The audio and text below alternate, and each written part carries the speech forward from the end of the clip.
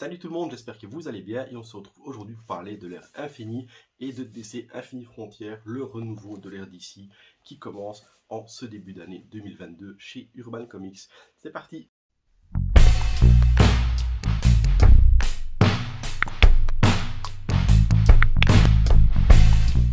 Alors, DC Infini Frontières, qu'est-ce que ça, de quoi ça parle, qu'est-ce que ça raconte, on en parle tout de suite. Donc si vous n'avez pas lu Death Metal, ça va spoiler un peu la fin.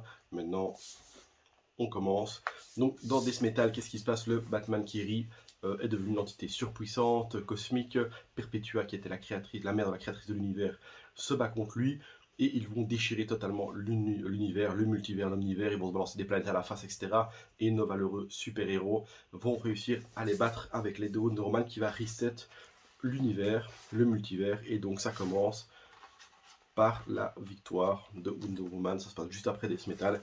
Et on la voit donc telle une déesse qui rejoint la quintessence, les gars qui s'occupent de superviser l'univers, entre guillemets, et ils disent félicitations, tu as réussi, blablabla, tu as sauvé tout le monde, maintenant rejoins-nous, deviens un dieu parmi les dieux comme nous, tu as ta place parmi nous, sauf qu'elle va poser une condition, elle va dire, avant de vous rejoindre, j'aimerais bien savoir comment l'univers est, qu'est-ce que j'ai réussi à faire, est-ce qu'il y a une menace plus grande qui pèse sur l'univers ou pas.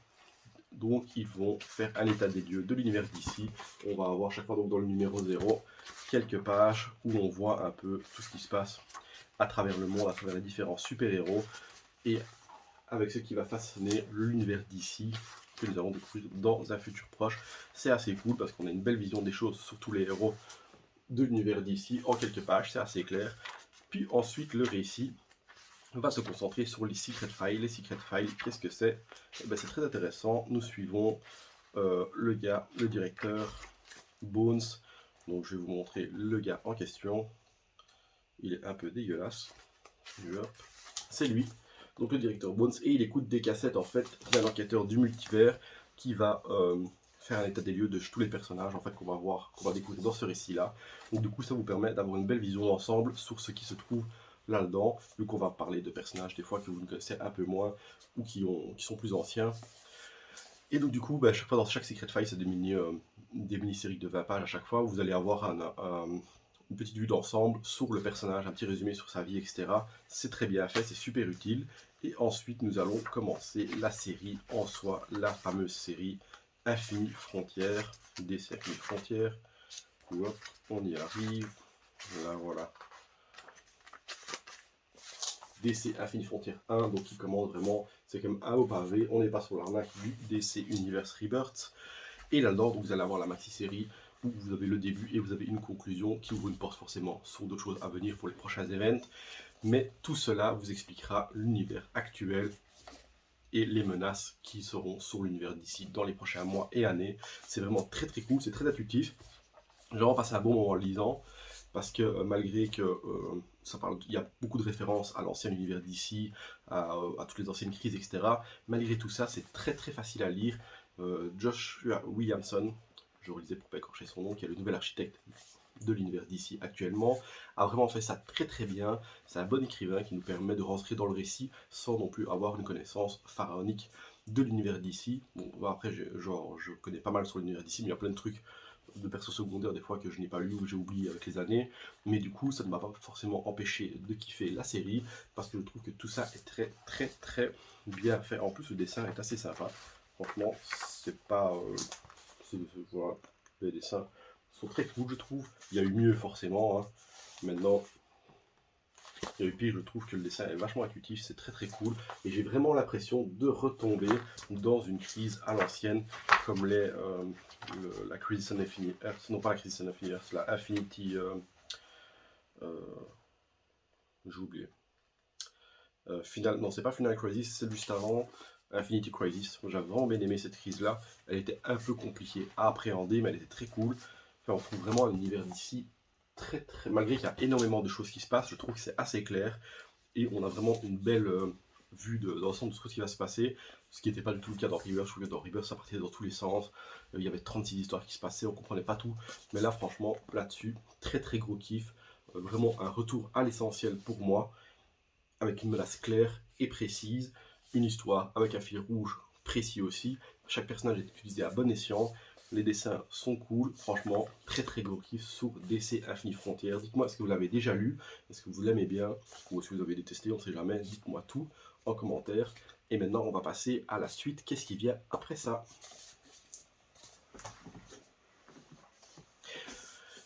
Donc après ça, nous avons l'ère Infini qui est lancée. C'est la nouvelle ère, donc ça remplace Rebirth qui lui remplaçait l'ère Renaissance ou l'ère New 52, qui remplaçait l'ère des héros, l'âge des héros. Donc voilà, maintenant pour le moment chez Urban, nous avons 2 albums. Nous avons Wonder Woman, donc, qui se concentre l'histoire juste après des Infini Frontières, donc après qu'elle ait fait sa rencontre avec la quintessence. Vous allez voir ce qui lui arrive dans cet album-là. Et ici, dans Batman tome 1, vous avez donc la suite, donc ce qui se passe aussi après ça, et surtout ce qui se passe après la Joker War. Chose rare, dans DC Infini Frontières, ce Batman n'apparaît presque pas, voire pas du tout, dans le récit. Donc du coup, pour lire ça, vous n'avez pas forcément besoin de lire Infini Frontières, vu que ça va faire directement suite à la Joker War, qui lui faisait suite au run de Tom King. Perso, celui-là, je l'ai lu, j'ai vraiment bien aimé l'histoire. Et le dessin, déjà le dessin pour moi c'est une tuerie, franchement. Le dessin c'est George Jiménez, je kiffe ce gars, il fait des dessins oufissimes je trouve. Vraiment, il avait fait un très très bon dessin sur la Justice League, il avait fait du Superman aussi, j'adore vraiment. Et niveau du récit, c'est assez particulier, ça change de ce qu'on peut lire d'habitude. Sur Batman je trouve, c'est ça que j'ai bien aimé, ça fait suite à la Joker War. Donc je ne vais pas spoiler pour ceux qui n'ont pas encore lu la Joker War, mais on a vraiment le poids des conséquences de tout ce qui s'est passé avant, et c'est ça que j'ai vraiment bien aimé, parce que souvent dans les comics, il se passe des trucs de fou, puis après bah, hop, on oublie, on s'en fout, c'est passé, c'est fini, mais là pas du tout, on est vraiment dans la continuité de tout ce qui s'est passé depuis les dernières années. On voit un Batman beaucoup plus affaibli, une ville qui souffre, vraiment très très cool, j'ai vraiment bien aimé l'ambiance, le dessin, et l'histoire. C'est vrai que Batman est un peu effacé. Maintenant, ça fait partie du récit pour moi. Ça fait partie de ce qu'il faut, en fait pour ressentir tout le poids des dernières années. Donc voilà, j'ai hâte de lire la suite, voir si ça restera dans la même veine, si ça gagnera en intérêt ou si ça en perdra. Mais pour le moment, Batman pour moi c'est un gros oui. J'ai vraiment kiffé. Et ensuite, on a le Wonder Woman, le monde de l'au-delà. Donc ça se passe juste après des Infini Frontières, comme je le disais. Là, c'est pas ultra grave si vous n'avez pas lu des Infini Frontières. Maintenant, c'est juste que bah, vous allez vous demander ce qu'elle fout là, mais c'est expliqué dedans à terme. Donc moi, je suis à la moitié du récit. Pour le moment, je trouve ça très sympa aussi. Ça change de ce qu'on a lu sur Wonder Woman, et ça, c'est cool. Parce qu'au final, dans les dernières séries, je trouve que des fois, il y avait un peu tendance à tourner en boucle depuis les dernières années sur Wonder Woman. Et là, on a vraiment un truc nouveau. Et c'est ça qui est chouette en fait pour le moment avec Infini Frontières, c'est que c'est pas mal de nouveaux, pas mal de prises de risques, pas mal d'évolution de personnages, et ça je trouve ça très cool dans le monde du comics, qui a tendance des fois à ne pas bouger. Ensuite, qu'est-ce qu'on a d'autre qui va arriver chez Urban Comics, parce que ce n'est pas tout, forcément là on a eu 2 séries, et Urban pour le moment a l'air assez chaud pour publier pas mal de trucs dans l'ère infinie.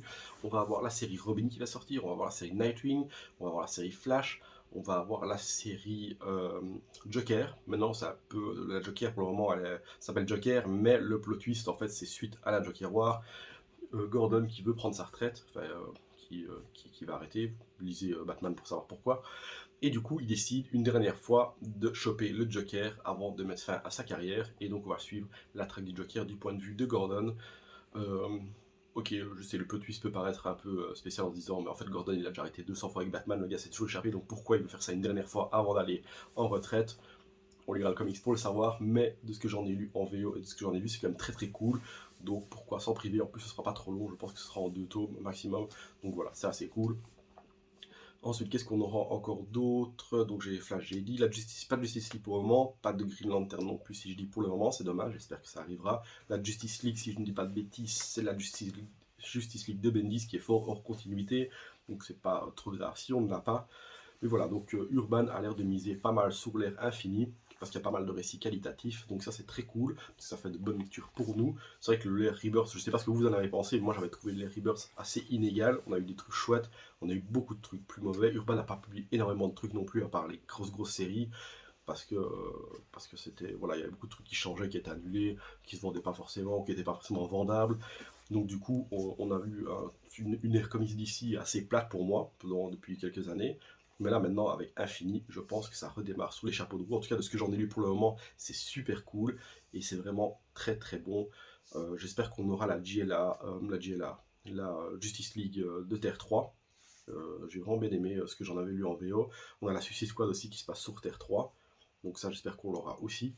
Donc voilà, vous savez un peu tout ce qui se passe pour le moment sur l'ère Infinity. On reviendra forcément pour les reviews de futures sorties. J'ai essayé de faire des reviews un peu chaque fois, tous les mois. Je pense qu'il y a un ou deux titres qui vont sortir. Je vais essayer de faire ça tous les mois pour vous donner un aperçu au moins des numéros 1. Après, je ferai pas forcément tous les numéros. C'est peut-être des séries que je vais arrêter. Parce que je vais essayer pour Infinity au moins essayer tous les numéros 1, voir ce qui me plaît et ce qui me plaît pas. Et maintenant, voilà, on peut pas tout aimer comme on dit. Donc dites-moi en commentaire, vous, qu'est-ce qui vous chauffe le plus dans l'ère Infinity? Qu'est-ce que vous allez lire? Qu'est-ce qui ne vous intéresse pas du tout? Et si ça vous intéresse encore, les DC Comics. Et on se revoit tous très bientôt pour d'autres vidéos. Merci à tous et à bientôt!